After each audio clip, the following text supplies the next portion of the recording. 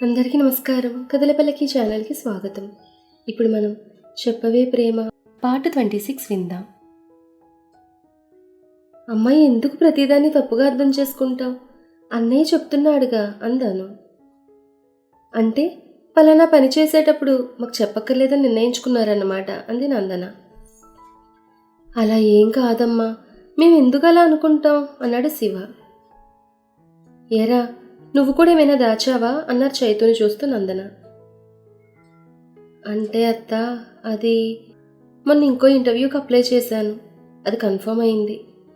నెల రోజుల్లో వాళ్ళు పోస్ట్ ఇచ్చిన చోటుకి వెళ్ళాలి అన్నాడు తలదించుకుని చైతు. ఎప్పుడు అప్లై చేసావు చైతు అని అడిగారు శ్రీధర్. ఎప్పుడో చేశాను అంకుల్, చెప్దామనుకుని మర్చిపోయాను అన్నాడు తలదించుకుని చైతు.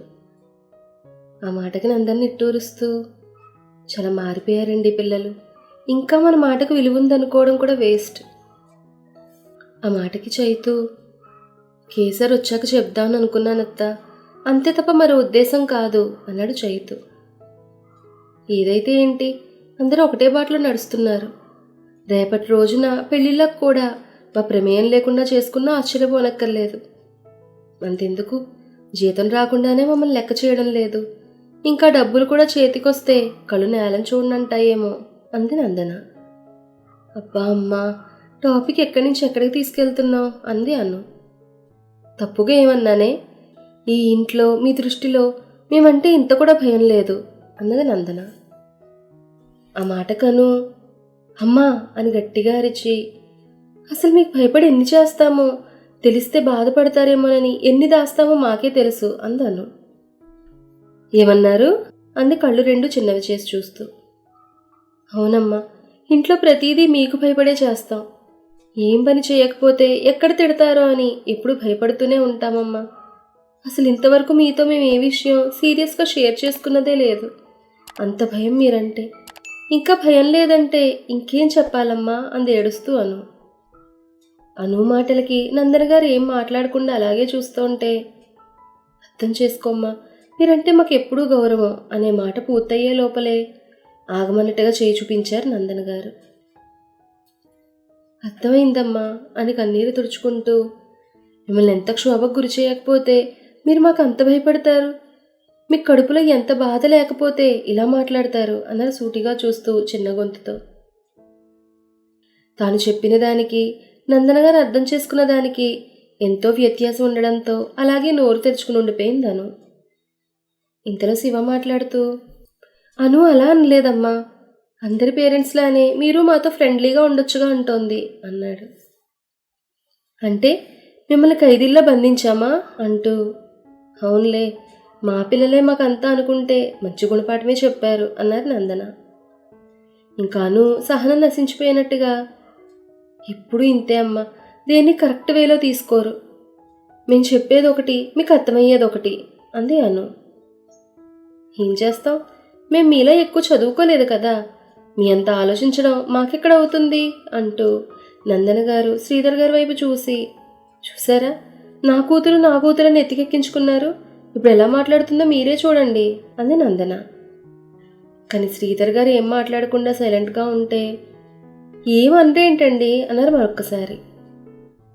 ఏం చెప్పను నందన, పిల్లలు అనుకుని చెప్తున్నాం, వాళ్ళు ఎదిగారు, పెద్దవాళ్ళని లెక్క చేయనంత మెచ్యూరిటీ వచ్చింది, ఇక మీదట మనం తలదూర్చకూడదు అన్నారు శ్రీధర్. డాడీ, మీరు కూడా అమ్మలానే అంటారా అన్నాడు శివ. అను అన్ని మాటలంటున్నా మీ అమ్మ తట్టుకున్నట్టుగా నేను తట్టుకోలేనురా అని శ్రీధర్ గారు అంటుండగా, అప్పటికే ఏదో మాట్లాడిపోయిన అను మాట నోట్లోనే ఆపేసి శ్రీధర్ గారి వైపు బాధగా చూస్తుండిపోయింది. మొదటి నుంచి వాడి కోపం మాట తొందరగా అనేస్తాడు అనుకునేదాన్ని, కానీ ఆడపిల్లవై తల్లిదండ్రులు బాగా అర్థం చేసుకున్నావు తల్లి అంటూ శ్రీధర్ గారి వైపు చూసి, అన్నం వడ్డిస్తాను రండి అంటూ పిలిచారు నందన్ గారు. వీళ్ళు చేసిన పనులకు అన్న మాటలకు నీకింకా ఆకలేస్తుందేమో కానీ నాకు లేదు అంటూ గదిలోకి వెళ్ళిపోయారు శ్రీధర్. ఆయన వెళ్ళిపోయాక నందన్ అను దగ్గరికి వచ్చి, ఒక్క పని చేయడానికి ఇంట్లో ఇంత రభస చేస్తావా?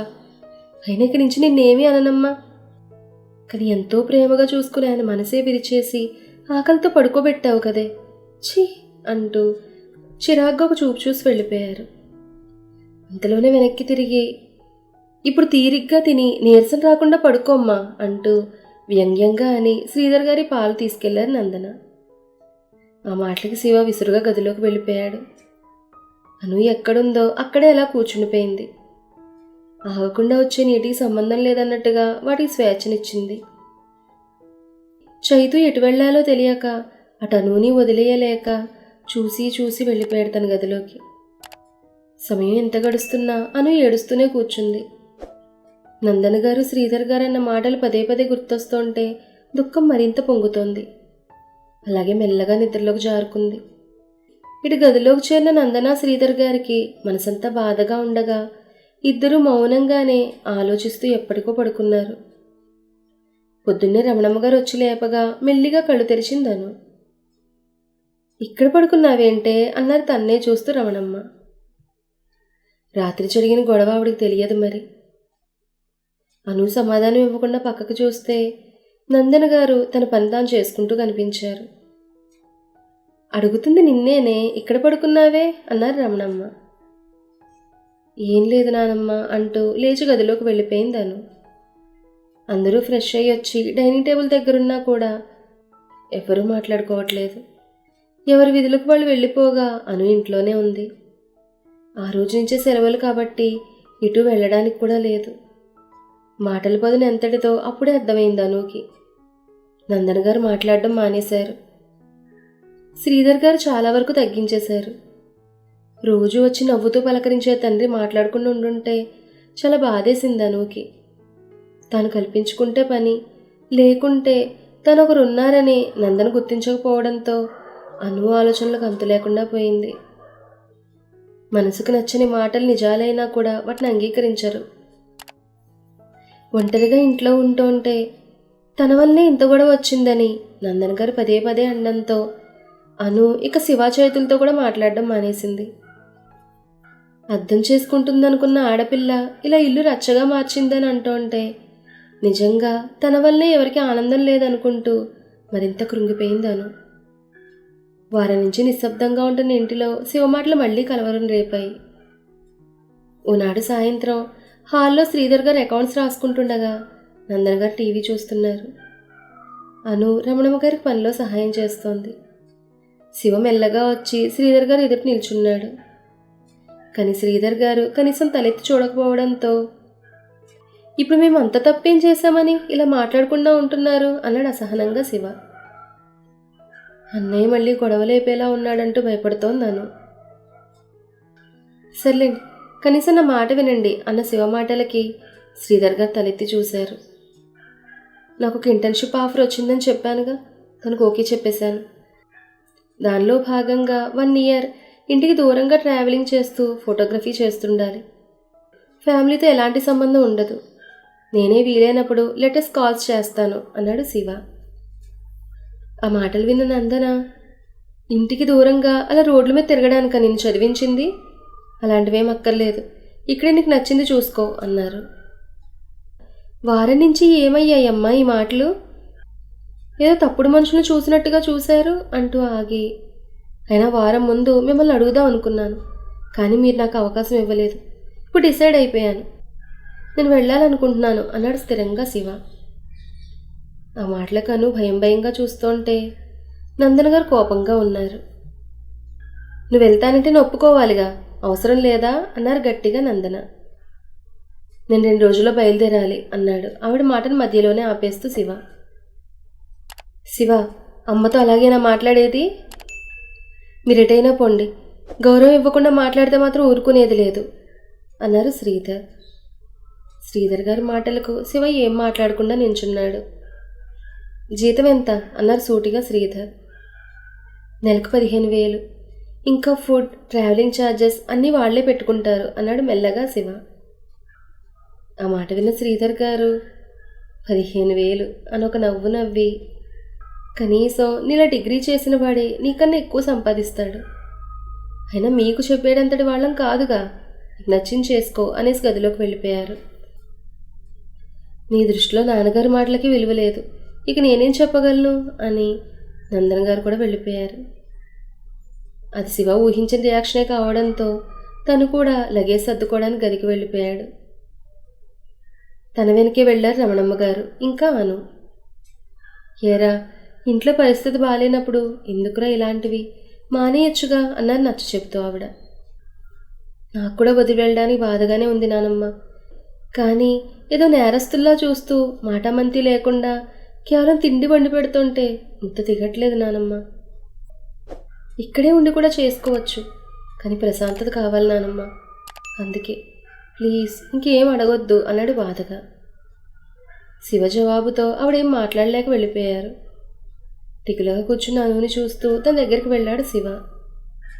అను అని కదపగానే వెంటనే శివను పట్టుకుని ఏడ్చేస్తూ, నా వల్లే కదరా ఇలా జరిగింది, ఇంత గొడవ జరిగింది, ఎవ్వరికీ ప్రశాంతత లేదు, అంతా నా వల్లే కదా అంటే ఏడ్చేస్తోంది అను. అలా అనకను, ఇటు చూడు, నువ్వు ఏడిస్తే నాకు బాగోదను, వెళ్ళలేను కూడా. ఈ ఇంటర్న్షిప్ నెపంతో ఓకే చెప్పినా ముందు నుంచి అనుకుంటున్నదే, ఇందులో నీ తప్పేం లేదు. ఆ రోజు గొడవ జరిగినప్పుడు కూడా నీ తప్పు లేదురా. నువ్వు నీరసం అన్నా కూడా అదేంటో తెలుసుకోవాలనుకోలేదమ్మా నాన్న. వారు చెప్పిన పని వాళ్ళు చెప్పిన విధానంగానే అవ్వాలనుకునే మనస్తత్వం వారిది. వాళ్ళు పెరిగిన వాతావరణం అలాంటిది. కానీ కొంచెం మన వైపు నుండి కూడా ఆలోచించి మనల్ని అర్థం చేసుకుని ఉంటే బాగుండేది అన్నాడు బాధగా. ఇప్పుడు ఎందుకన్నయ్యా ఈ వర్క్, వాళ్ళ మనసును మరింత కష్టపెట్టడం అవసరమా? ఇంట్లో మౌనం భరించలేకడిగింది అను. నేనేమీ పంతంతో వెళ్ళడం లేదను, ఇది నిజంగా నా కెరీర్కి గొప్ప అవకాశం. ఇప్పుడు దీన్ని వదిలేస్తే మళ్ళీ నేనేం సాధించలేను. నా వల్ల కాదనే మాటలే వినాలి. చెప్పు, ఆగిపోనా అన్నాడు అను ముఖంలోకి సూటిగా చూస్తూ శివ. అను తలదించుకుని లేదన్నట్టుగా తల ఊపింది. అయినా 1 ఇయర్ ఎంతకాలం రా, ఇట్టే అయిపోతుంది అన్నాడు అనుని హత్తుకుంటూ శివ. అనుని కాసేపు ఊరడించాక లగేజ్ సర్దుకున్నాడు పూర్తిగా. తర్వాత చైతూ కూడా రావడంతో తనకు కూడా విషయం అర్థమయ్యేలా చెప్పాడు. చైతూ కూడా శివ నిర్ణయం తనకి ఎంతో ప్లస్ అంటూ అభినందించాడు. శివ బయలుదేరే రోజు. తిట్టినా కొట్టినా పిల్లలు దూరమైతే ఏ తల్లిదండ్రి ఓర్చుకోలేరు. సరిగ్గా మాట్లాడకపోయినా వెళ్తున్నప్పుడు అన్నీ సర్దిపెట్టి జాగ్రత్తలు చెప్తూనే ఉన్నారు నందన గారు.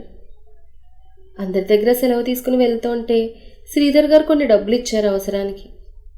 వాటిని వద్దని సున్నితంగా తిరస్కరించి అనుకి బాధగా బాయ్ చెప్పి వెళ్ళిపోయాడు శివ. ఇంట్లో పరిస్థితులకి ప్లస్ తను ఏదో సాధించాలన్న తపనకి ఇంటర్న్షిప్ వచ్చిందన్న నెపంతో శివ ఇంట్లోంచి వెళ్ళిపోయాడు. ఇటు చైతూ కూడా అనుతో మాట్లాడడం లేదు. తల్లిదండ్రులు తనేదో తప్పు చేస్తున్నట్టుగా చూస్తున్నారు. ఒక్కసారిగా అను ఒంటరిదైపోయింది. మరి ఇప్పటి నుంచి తన పరిస్థితి ఇంట్లో ఏ విధంగా ఉంటుందనేది రాబోయే ఎపిసోడ్స్లో తెలుసుకుందాం. ఈ కథ మీకు నచ్చితే లైక్ చేయండి, షేర్ చేయండి, కామెంట్ చేయండి. అలాగే మన కథల పల్లకి ఛానల్ని సబ్స్క్రైబ్ చేసుకుని పక్కనే ఉన్న బెల్ ఐకాన్ని క్లిక్ చేయడం మాత్రం మర్చిపోకండి. ధన్యవాదాలు.